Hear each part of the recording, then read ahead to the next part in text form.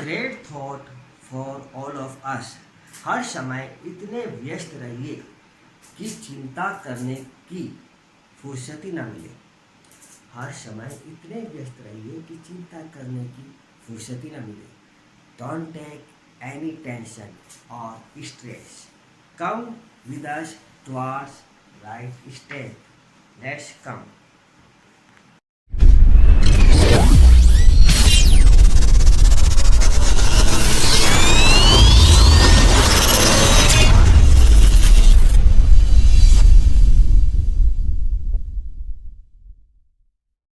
Hello everyone. Now we are going to start today's topic related to part 7, lesson number 3, stage. Second, today's topic present indefinite tense. In this topic we study about recognition. हम इस topic में recognition को study करते हैं। Let's come. Okay, recognition of this tense in Hindi sentence. Hindi sentence में इस tense की पहचान ता है, ती है और ते है। ता है, ती है, ते है। This one is the recognition of this tense in Hindi sentence. Number 1 example से इसको क्लियर करते हैं। वह स्कूल जाता है। वह स्कूल जाता है। रिकॉग्नाइज कीजिए लिखा हुआ सेंटेंस किस टेंस में है। रिकग्निशन के लिए पहला रूल था, फर्स्ट रूल था कि and of the Hindi sentence ता है, ती है, ते हैं आदि शब्द आते हैं। हिंदी सेंटेंस के अंत में ता है, ती है, ते हैं शब्द आते हैं। तो end of the Hindi sentence चलते हैं। हिंदी सेंटेंस के अंतिम वर्ड को देखते हैं, जाता है। इसमें लिखा हुआ ता है। This one is the recognition of Hindi sentence. तो ता है, it means this sentence related to present indefinite tense. That is clear. Hindi के सेंटेंस को पहचानना है तो end of the Hindi sentence के एंड ऑफ द सेंटेंस जाना है, उसके वर्ड को देखना है, क्या लास्ट का वर्ड इस रिकग्निशन से रिलेटेड है, यानी ता, ती, ते हैं। अगर है तो प्रेजेंट इंडेफिनिट का होगा। है शो द प्रेजेंट टेंस। है लेटर जो है वो प्रेजेंट के वर्ड को शो करता है। और ता show the indefinite, it means present indefinite tense. First recognition clear. Now second. अब सेकंड जो है वो है recognition of English sentence. Recognition of English sentence. How to recognize the English sentence of the tense. English sentence के tense को कैसे recognize करेंगे। तो by number 2 by helping verb and by main verb. By helping verb, by main verb recognize the tense of sentence. Recognise the tense of the sentence. Sentence के tense को अगर recognise करना है तो हम बाय हेल्पिंग वर्ब या फिर bye main verb recognise करेंगे। इस टेंस की 2 हेल्पिंग वर्ब होती हैं, एक डू एंड सेकंड डज। इस टेंस में डू और डज हेल्पिंग वर्ब यूज करते हैं। Do use for plural subject. Plural subject. If the subject is plural, we use do helping verb in this tense. Does use for singular subject.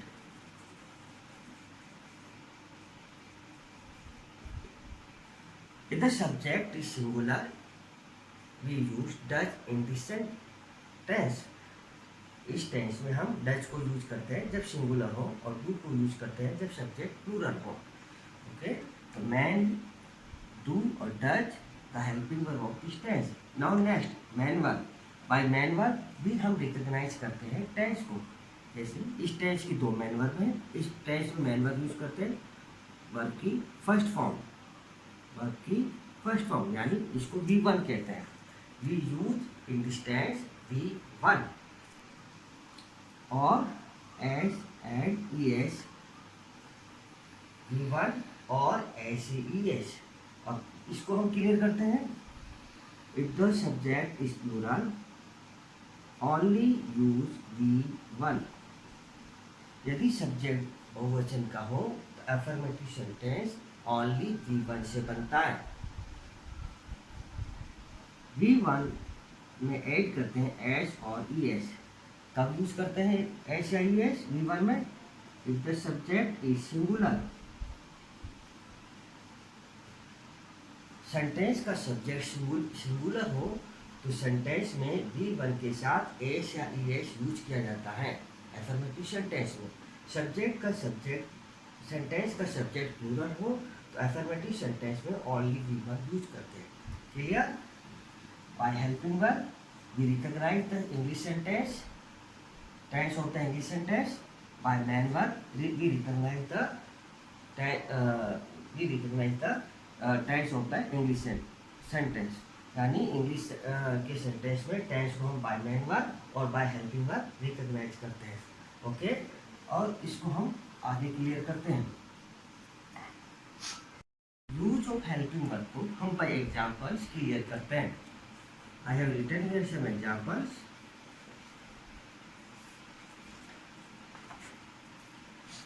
Now first example, he does not go to school. Second, does he go to school? Third, we do not go to school. And fourth, do we go to school?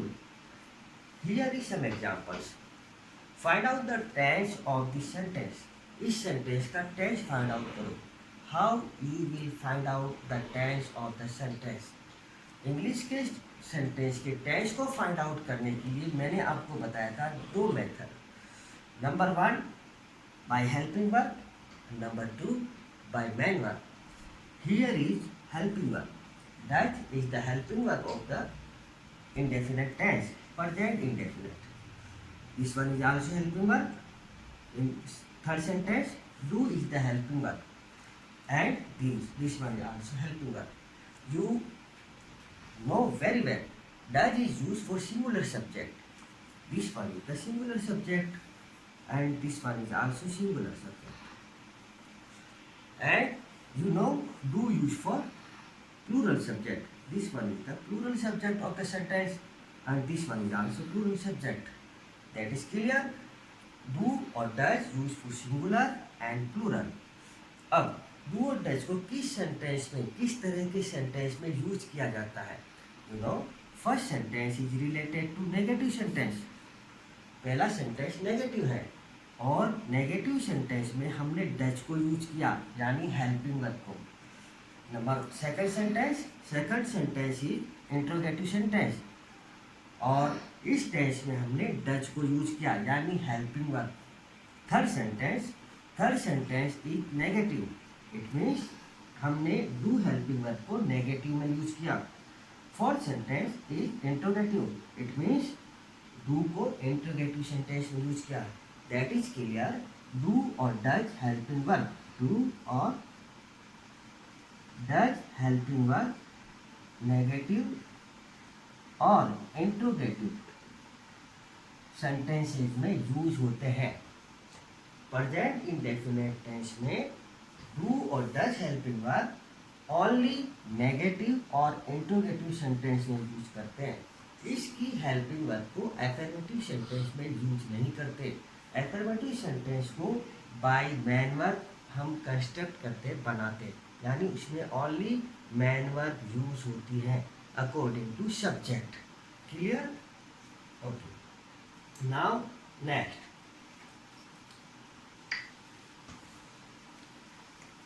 हम इस tense को और clear करते हैं। Here is the chart of the tense, present indefinite tense, active voice of the present indefinite, passive voice of the present indefinite, and recognition. इस tense का active voice की helping verb होती है do and does. We use do or does in active voice sentences of this sentence of this tense. Do use for plural subject and does use for singular subject of negative or interrogative sentences. Interrogative और negative sentences की helping verb है main verb V1 for plural subject. अगर subject बहुवचन का है sentence में तो only V1 use होगा। V1 के साथ एस और ES ऐड करेंगे यदि सब्जेक्ट सिंगुलर का होगा। Now clear in active voice helping verb do does and main verb V1 plus vice और ES। In passive voice is, am and are is the helping verb of the tense.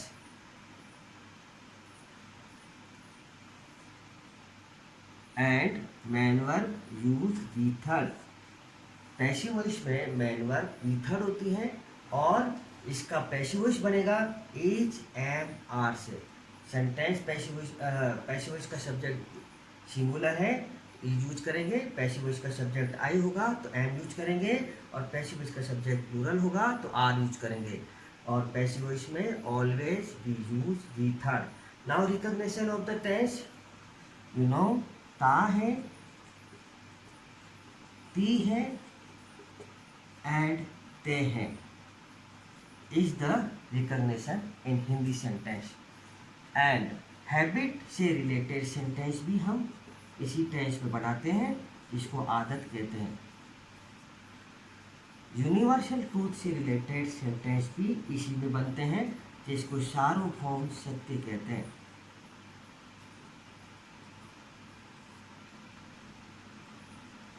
सार्वभौम सत्य के sentence और scientific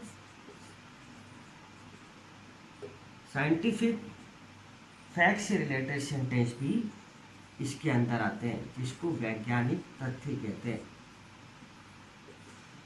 bye example इसको clear करेंगे। This one is the chart of present indefinite tense. अगर ये chart हमारा clear होगा तो हमारी रिकॉग्निशन परफेक्टली क्लियर होगी। ओके, नाउ नेक्स्ट इस टेंस को क्लियर करते हैं डेफिनेशन से। An action which is done daily in the present time, an action which is done daily in the present time but its exact time is not definitely known। Repeat with me, मेरे साथ आप repeat करेंगे और हम इस फिर से इसको रिपीट करते हैं। N action which is done daily in the present time, ऐसा एक्शन जो प्रेजेंट टाइम में रूटीन से होता हो, रेगुलरली होता हो, बट लेकिन it exact time is not definitely non, लेकिन उसका एग्जैक्ट टाइम हम नहीं जानते। क्योंकि हम उसका एग्जैक्ट टाइम नहीं जानते इसीलिए उसको इनडेफिनेट कहते हैं। But action is done in present. Example से क्लियर करते हैं। I go for morning walk daily. I go for morning walk daily, मैं हमेशा मॉर्निंग वॉक के लिए जाता हूँ। और ये हो गया आपका जो सेंटेंस है, एग्जाम्पल है, वह प्रेजेंट इंडेफिनिट से रिलेटेड है। जिस वर्ब को हम डेली करते हैं, डेली रूटीन में करते हैं वह और हैबिचुअली करते हैं, वह सेंटेंस और वह सेंटेंस प्रेजेंट इंडेफिनिट से रिलेटेड होता है। Okay, recognition is clear of this tense. We use ता है, ती है, ते हैं in Hindi sentence of this tense, and we recognize the English sentence by helping verb to does or main verb V1 or V1 plus S or ES. Some sentences related to habit and related to universal truth and related to scientific fact. कुछ sentence इससे भी related होते हैं, वो भी present indefinite में ही लिखे जाते हैं। एक एक एग्जाम्पल से हम क्लियर करते हैं कि हैबिट से रिलेटेड सेंटेंस क्या होती है। For example, he never goes to office late. He never goes to office late, वह कभी ऑफिस लेट नहीं जाता। This sentence related to habit, ये उसकी आदत में है, वो टाइमली ऑफिस पहुंचता है। वन सेकंड, एक सेंटेंस हम और बनाते हैं यूनिवर्सल ट्रूथ से related. The earth moves around the sun. The earth moves means घूमती है, अराउंड द सन सूर्य के चारों ओर।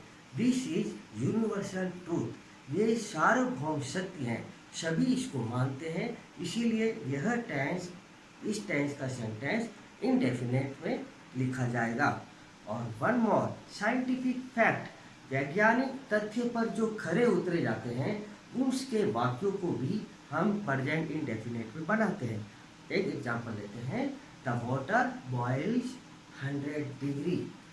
द वाटर बॉइल्स, पानी उबलता है, एट 100 डिग्री, 100 डिग्री पर। ये वैज्ञानिक तथ्य है, यानी साइंटिफिक फैक्ट है, इसीलिए हमें इन सेंटेंसेस में भी इसी टेंस को यूज करेंगे। Over and clear. Okay, yes, tell me the Hindi recognition of present indefinite tense. Hindi recognition बताएंगे प्रेजेंट इंडेफिनिट टेंस की। Second, which helping verb we use in present indefinite tense for singular और plural subject। Singular और plural subject के लिए हम कौन सी helping verb use करते हैं प्रेजेंट इंडेफिनिट टेंस की, टेंस में, इन नेगेटिव और इंट्रोगेटिव सेंटेंस में, ये आपको बताना है। थर्ड है, which main verb we use in present indefinite tense in affirmative sentence for singular और प्लूरल सब्जेक्ट। सिंगुलर और प्लूरल सब्जेक्ट के लिए अफर्मेटिव सेंटेंस में कौन कौन सी मैन वर्ब यूज करते हैं, ये आपको बताना है।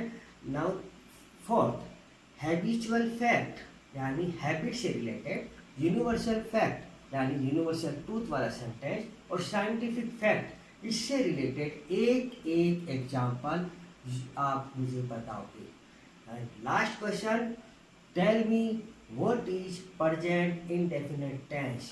What is present indefinite tense? You have to define an action which is done daily in the present time, but its exact time is not definitely known. That is present indefinite tense. Okay, now next. About COVID-19. Stay home, stay safe. Save a life to contribute save the country and one more. हर समय इतने व्यस्त रहिए कि चिंता करने की फुर्सत ही ना मिले। Don't take any tension, be happy, have good day, thank you.